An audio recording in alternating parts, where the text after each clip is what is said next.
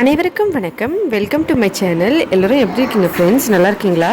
இந்த வீடியோவில் ரொம்பவே ஈஸியாக பால் ஸ்வீட் பன்னு எப்படி செய்கிறதுன்னு சொல்லி பார்க்கலாம். நம்மளோட இந்த சேனலை நீங்கள் இப்போ தான் ஃபஸ்ட் டைம் பார்க்குறீங்கன்னா மறக்காமல் நம்ம சேனல் பிடிச்சிருந்தா ப்ளீஸ் ஃப்ரெண்ட்ஸ் சப்ஸ்கிரைப் பண்ணிக்கோங்க. அதோட பக்கத்தில் இருக்க பெல் பட்டனையும் ப்ரெஸ் பண்ணிக்கோங்க. இதனால் நம்மளோட எல்லா வீடியோஸையும் நீங்கள் மிஸ் பண்ணாமல் உடனே பார்க்கலாம். முதல்ல இங்கே பார்த்தீங்கன்னா குலாப் ஜாமுன் பதத்தில் இங்கே ஒரு சீரா ரெடி பண்ணி வச்சுருக்கேன். இதை எப்படி செய்யணும்னு நிறைய ஃப்ரெண்ட்ஸ்க்கு தெரிஞ்சிருக்கோம். ஏன்னா நம்ம சேனல்லையே நிறைய வீடியோஸில் நம்ம காமிச்சிருப்போம் இந்த ஜீரா எப்படி செய்கிறதுன்னு சொல்லி. நிறைய பேர் ரொம்ப ஈஸியாக இதை செஞ்சுருவாங்க. ஒருவேளை உங்களுக்கு தெரியாதுன்னா ஒரு பாத்திரத்தில் 1 கப் சர்க்கரைக்கு 1 கப் தண்ணி ஊற்றி 5 நிமிஷம் மீடியம் ஃப்ளேமில் கொதிக்க வச்சிங்கன்னா இந்த ஜீரா ரெடி ஆகிடும் ஃப்ரெண்ட்ஸ். இந்த மாதிரி கன்சிஸ்டன்சியில் இருக்கணும். இதில் கொஞ்சம் ஏலக்காய் தூளும் சேர்த்து வச்சுருக்கேன்.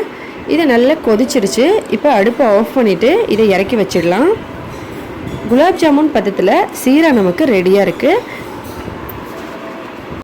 முதல்ல ஒரு பாத்திரத்தில் ஒரு சிட்டிகை அளவுக்கு பேக்கிங் சோடா எடுத்துக்கலாம்.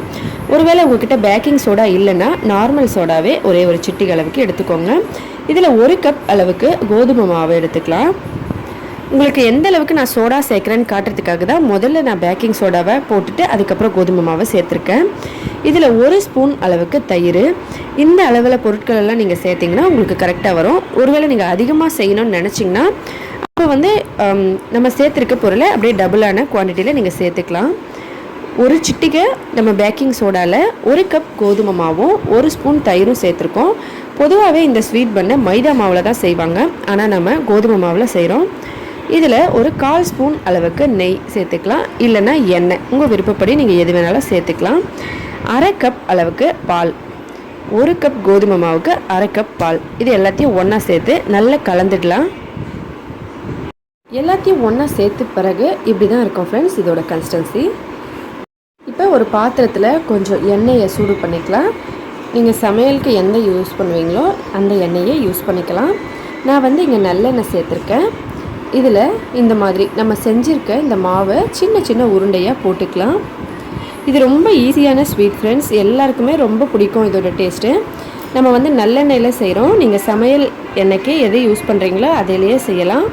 இந்த மாதிரி சின்ன சின்ன உருண்டையாக போடும்போதே நீங்கள் பார்த்தாலே உங்களுக்கு தெரியும் இது எவ்வளோ சூப்பராக மேலே உப்பி வருதுன்னு சொல்லி.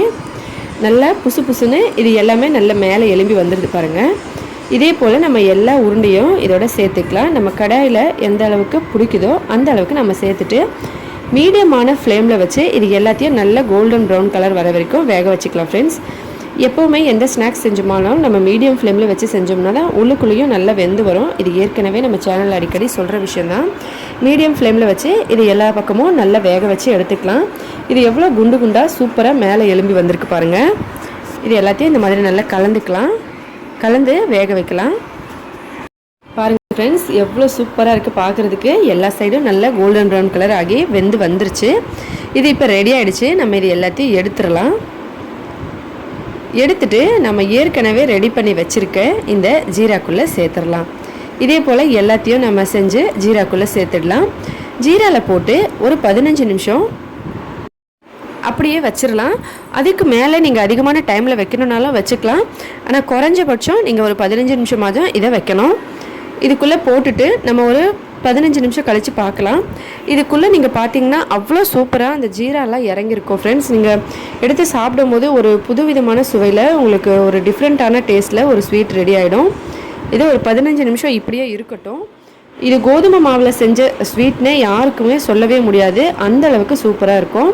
இப்போ ஒரு 15 நிமிஷம் ஆகிடுச்சு. நம்ம இதை எடுத்து பார்க்கலாம். இதுக்குள்ளே நல்லா ஜீராலாம் இறங்கி ஊறிடுச்சு பாருங்கள். பார்க்குறதுக்கு எவ்வளோ சூப்பராக இருக்குன்னு இதை நான் உங்களுக்கு எடுத்து காட்டுறேன் பாருங்கள் ஃப்ரெண்ட்ஸ்.